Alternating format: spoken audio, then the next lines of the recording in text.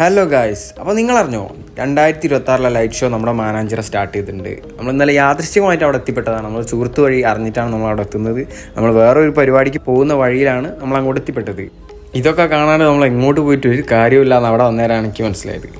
കുറച്ച് നേരം റിലാക്സ് ചെയ്യാനും മൈൻഡൊന്ന് ഫ്രീ ആക്കാനും പറ്റിയ അടിപൊളി സ്ഥലമാണ്. എൻട്രൻസ് ഫീസ് പോലും വാങ്ങാണ്ടാണ് അവർ ഈ ഒരു ഷോ നമുക്ക് വേണ്ടിയിട്ട് ഒരുക്കിയിട്ടുള്ളത്.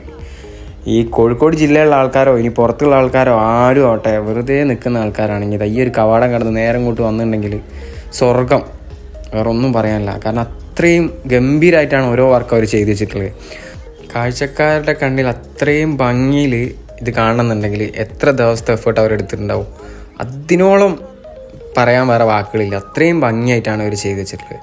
നമുക്ക് അതിൻ്റെ ഇടയിൽ കൂടെ പോകുമ്പോൾ എനിക്ക് ഈ ഒരു ഏരിയ കാണുമ്പോൾ ഞങ്ങളെ മനസ്സിൽ തോന്നിയത് മറ്റേ അവതാർ ഫിലിമിൽ ഫസ്റ്റ് പാർട്ടിൽ വന്ന ചില ഏരിയകളൊക്കെ ഉണ്ട്. അതുപോലെയൊക്കെ മൈൻഡിൽ തോന്നി. അത് എല്ലാവർക്കും തോന്നണമെന്നില്ല, എനിക്കങ്ങനെ തോന്നി. അപ്പം ഞാൻ ചിന്തിക്കുന്നത് വേറൊരു തരത്തിലാണ്. ഇത്ര വലിയൊരു ഫംഗ്ഷൻ, അതായത് ഒരുപാട് ലൈറ്റ്സും കാര്യങ്ങളും വെച്ചിട്ടുള്ള ഒരു ഫംഗ്ഷൻ ഇവർ നടത്തുമ്പോഴും ₹1 പോലും ചാർജ് ഇല്ലാണ്ട് എങ്ങനെ ഇവരിത് മെയിൻറ്റെയിൻ ചെയ്തു പോകുന്നത് നമുക്കത് ഊഹിക്കാൻ പോലും വയ്യ. കാരണം അത്രയും തോന്നുന്ന ലൈറ്റ്സാണ് വലിയൊരു ഫംഗ്ഷന് വേണ്ടിയിട്ട് അവർ ഒരുക്കിയിട്ടുള്ളത്.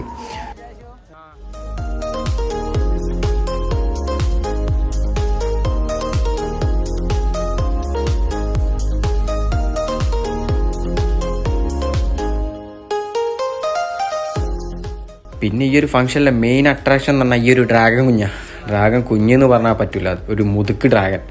അത് അത്രയുണ്ട്, ഒരു ഏരിയ മുഴുവൻ അത് കവറാണ്. എല്ലാ വർഷവും ഓരോ വെറൈറ്റി ഇവർ ഈ ഒരു ലൈറ്റ് ഷോയിൽ കൊണ്ടുപോകലുണ്ട് എന്ന് എൻ്റെ ഒരു ഫ്രണ്ട് പറഞ്ഞു. ആളുണ്ട് ഞങ്ങളെ കൂടെ.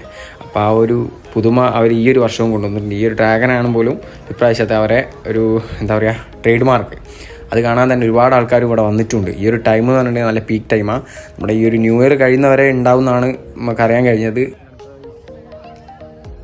ഇനി ഫാമിലി ആയിട്ടാണോ കപ്പിൾസ് ആയിട്ടാണോ ഒന്ന് റിലാക്സ് ചെയ്യണമെന്ന് വിചാരിക്കുന്ന ആൾക്കാരുണ്ടെങ്കിൽ എന്തായാലും പോയിരുന്നോളി. ഒരു 1-2 മണിക്കൂറത്തേക്ക് കാം ആൻഡ് ക്വയറ്റ്, അങ്ങനെ പറയാൻ പറ്റില്ല, പക്ഷേ ആൾക്കാരുണ്ടാവും. പക്ഷെ എന്നാലും മൈൻഡ് ഒന്ന് ചില്ലാക്കി വെക്കാൻ പറ്റും ഈ ഒരു സ്ഥലത്ത് പോയിട്ടുണ്ടെങ്കിൽ. അത്രയും രസമാണ്.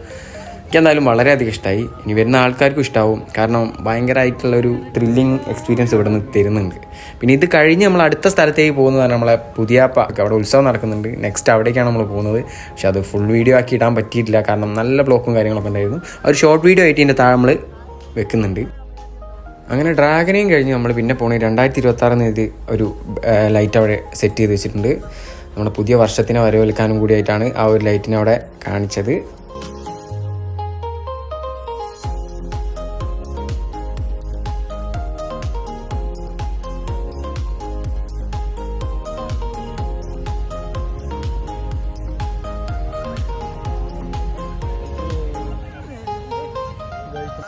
ഈ ഒരു കാഴ്ച ഞങ്ങളിലേക്ക് എത്തിച്ചെന്നത് നമ്മളെ ഈ ഒരു സുഹൃത്താണ്.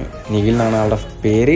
ആൾ പറഞ്ഞതുകൊണ്ടാണ് നമ്മളിവിടെ എത്തിപ്പെട്ടത്. നമ്മൾ നേരെ പുതിയാപ്പയിലേക്ക് പോകാനാണ് പ്ലാൻ ചെയ്തത്. അപ്പോൾ ആൾ പറഞ്ഞു ഇവിടെ ഇങ്ങനെ ഒരു ഫംഗ്ഷൻ നടക്കുന്നുണ്ട്, നിങ്ങൾ വന്നിട്ടുണ്ടെങ്കിൽ നിങ്ങൾക്കതൊരു എക്സ്പീരിയൻസ് ആവുമെന്ന് പറഞ്ഞുകൊണ്ട് മാത്രം നമ്മളിവിടെ നിൽക്കുന്നത്.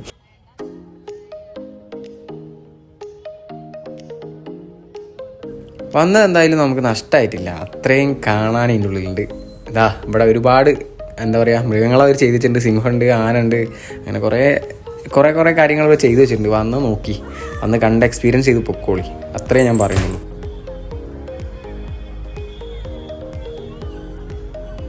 അപ്പം നമ്മളെ വീഡിയോ ആദ്യമായിട്ട് കാണുന്ന ആൾക്കാരാണെങ്കിൽ സബ്സ്ക്രൈബ് ചെയ്ത് കൂടെ കൂടിക്കോളി. ഇതുപോലെ അടിപൊളി വീഡിയോസ് ആയിട്ട് നമ്മൾ ഇടയ്ക്കിടയ്ക്ക് വരും. മാക്സിമം നമ്മുടെ നാട്ടിൽ നടക്കുന്ന ഇങ്ങനത്തെ പരിപാടികളൊക്കെ ഒന്ന് ഷെയർ ചെയ്ത് കൊടുക്കുക, നമ്മളിന്ന് സപ്പോർട്ട് ചെയ്യുക. നിങ്ങളുടെ ഓരോരുത്തരുടെയും വിലയേറിയ സപ്പോർട്ടാണ് നമ്മളുടെ പ്രചോദനം. അപ്പോൾ ബൈ.